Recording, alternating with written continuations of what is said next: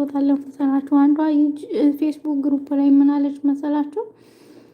የሆነ ውስጣችሁ ድክም ብሎ ያውቃል 10 ዓመት ሙሉ በአረብ ቤት መገረድ። ጓደኞቼ ባለ ትዳር ባለ ህይወት ናቸው። እኔ ግን ዛሬ በሰው ቤት ነኝ።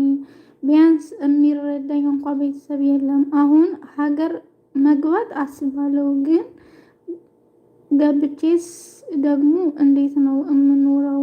እዚህ ሆኜ እንኳን ሊያሳብዱኝ ትንሽ ነው የሚቀራቸው ቤተሰቦቼ። እዚህም የሰው ቤት በጣም ደክሞኛል። ከራሴ ጋር ብዙ ነገር ነው በውስጤ የምታገለው።